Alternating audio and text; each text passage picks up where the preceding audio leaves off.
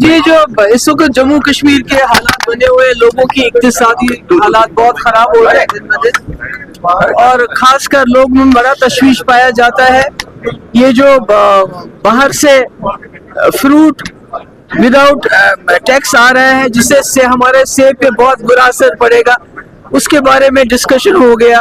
اور یہ جو ایلیجبلٹی ٹیسٹ ٹیچرز کا ہو رہا ہے, جس کی وجہ سے جو ٹیچر ہیں ان کے سر پہ ہمیشہ تلوار لٹکی رہے گی کہ اگر وہ پاس نہیں کرتے ہیں, خدا نہ خواستہ فیل ہو جاتے ہیں, تو ان کو نوکریوں سے نکالا جائے گا.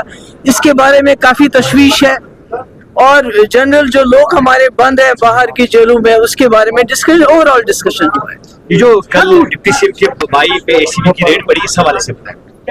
دیکھیے, ڈپٹی سی ایم کے بھائی کے ہاں ریڈ پڑی تو وہ تو سب کچھ عیان ہے کہ ڈپٹی سی ایم کا بھائی جو بھی کچھ کرتا ہے تو وہ کس طاقت کی وجہ سے, کس کی طاقت پہ کرتا ہے, کیا کرتا ہے, وہ تو آپ مجھے لگتا ہے یہ سوال آپ کو ڈپٹی سی ایم سے پوچھنا چاہیے. مودی جی کا وزٹ ہے, جی مودی جی نے وزٹ کیا ہے, اس کو کیسے دیکھتے ہیں؟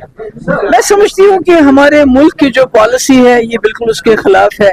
اور اس وقت پوری دنیا جو ہے وہ اسرائیل کا جو پرائم منسٹر ہے بی بی نیتن یاہو, اس کے خلاف ہے. وہ ایک انٹرنیشنل کرمنل کورٹ نے اس کو جو انڈائٹ کیا ہوا ہے, اس کو بہت سارے ملکوں میں وہ جا نہیں پاتے کہ ان کو کہیں بھی گرفتار کیا جائے گا.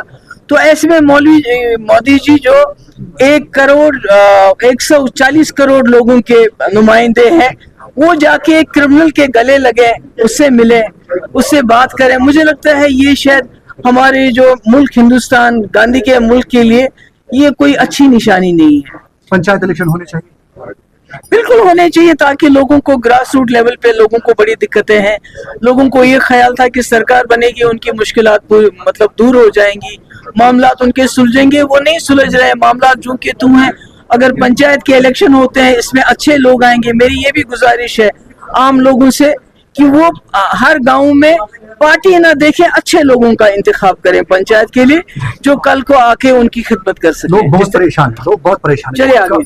جس طریقے سے 1 سال سے 2 سال ہونے کو آئے سرکار کو بھی, لگ رہا ہے پی ڈی پی کی طرف رخ جو ہے لوگ کر رہے ہیں, تو کس طریقے سے دیکھتے ہو آپ؟ ارے وہ تو ٹھیک ہے, وہ دیکھیں گے آگے. اب تھینک یو.